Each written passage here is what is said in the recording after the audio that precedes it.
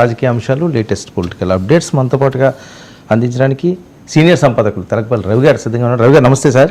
నమస్తే వర్మ గారు. Sir, AP ప్రభుత్వ స్కూళ్ళలో మెగా పేరెంట్ టీచర్ మీట్ ఏంటి? మెగా ఏంటి? మెగా అంటే ఒకేసారి 45,000 చోట్ల ఇది చేస్తామని చెప్తున్నారు.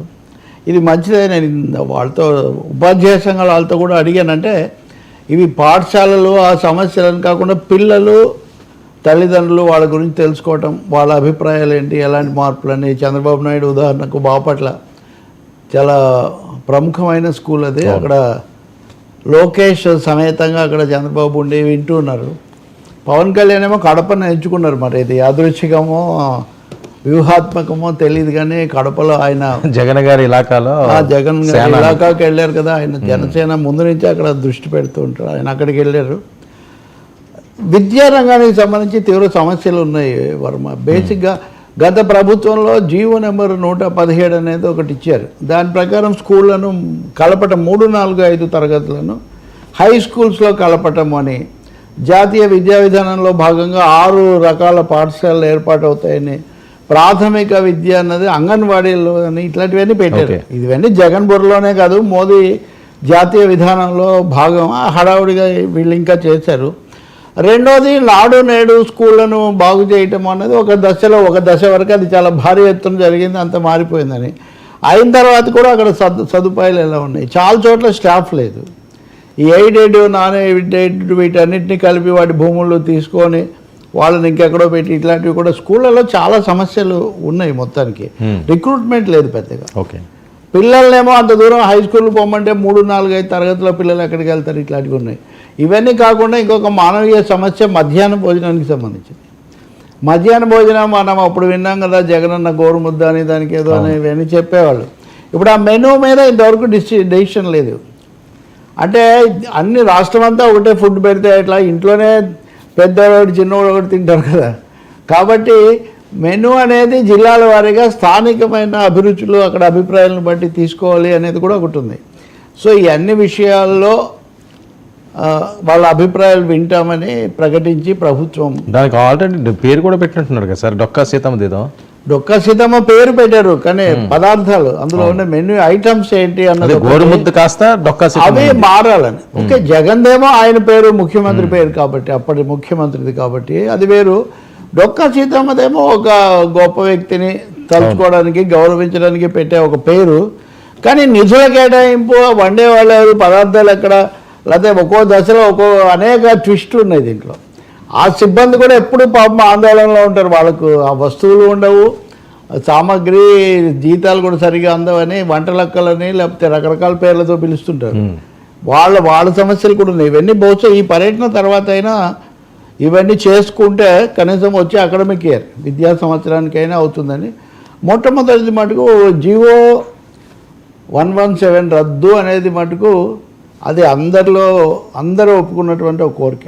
కొద్ది రోజుల కిందట ఐ థింక్ లోకేష్ మంత్రిగా సంబంధిత అధికారులు కూడా ఉపాధ్యాయ సంఘాలతో కూడా చర్చలు జరిపారు. చాలా సమస్యలు ఉన్నాయి, వాటిని ఇప్పుడు తెలుసుకోవడం. నిజంగా అయితే పిల్లలను కూడా ఉత్సాహపరచాలి కదా. విద్య అనేది ముందు విద్యార్థి, ఉపాధ్యాయుడు, తర్వాత ప్రభుత్వం. సో వాళ్ళు ఏమనుకుంటున్నారు ఖచ్చితంగా తెలుసుకోకుండా ఎవరికి వాళ్ళు మేమే బాగు చేసామంటుంటారు. మళ్ళీ అక్కడే ఎక్కడుంది గొంగలంటే అక్కడే ఉంటుంది. కాబట్టి మంచిదే, తప్పనిసరిగా ఈ అభిప్రాయ సేకరణ.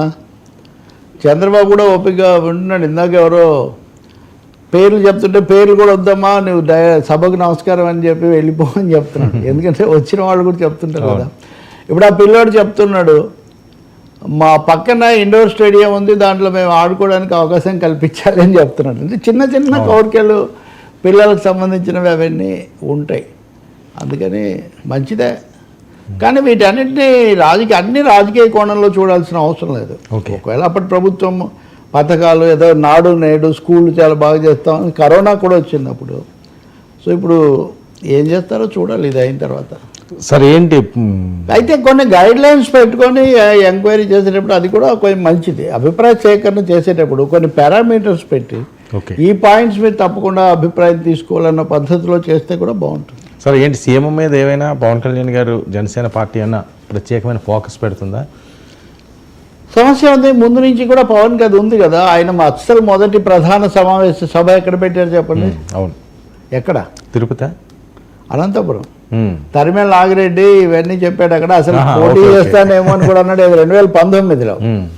తిరుపతిలో పెట్టిన అది ఓకే, పార్టీ లాంచింగ్ నుంచి వచ్చింది. అనంతపురంలో 2019లో ప్రధానంగా వచ్చినప్పుడు అక్కడ అనంతపూర్లో ఫస్ట్, తర్వాత కాకినాడ, తర్వాత రాజమండ్రి, గోదావరి కవాతు, ఇవి మూడు ఆయనకు సంబంధించి ఇవి బాగా హైలైట్ అయినటువంటివి. సో రాయలసీమ మీద ఉంది.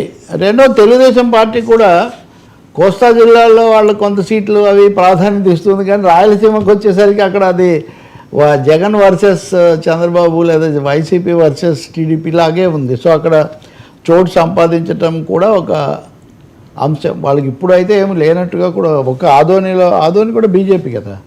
సో జనసేనకి ఏమి రాయలసీమ రైల్వే కోడూరు ఒకటి ఉంది. కాబట్టి ఈ పరిస్థితుల్లో రాయలసీమ మీద, అందులో నేరుగా పులివెందుల్లో మీటింగ్ పెట్టడం, సవాల్ చేయడం పవన్ కళ్యాణ్కు కొంచెం ఫ్యాన్సీ, క్రేజీ. నేను నట్టింటికి వస్తా, నీ ఇంటికి వస్తా అని బాలయ్య అంటూ ఉంటాడు కదా. సో పవన్ అది అన్నాడు, కానీ దాదాపు అదే పని చేస్తూ ఉంటాడు. That's okay, well and good. వీళ్ళు కడప రెడ్డమ్మని కూడా ఒక ఆమె తయారు చేశారు కదా, ఆమె శాసనసభలో కూడా మాట్లాడారు. ఇందాక కూడా మాట్లాడుతున్నట్టున్నారు, I think, I'm not sure. కానీ కాబట్టి పుణ్యం పురుషార్థం, విద్య ప్లస్ రాజకీయం.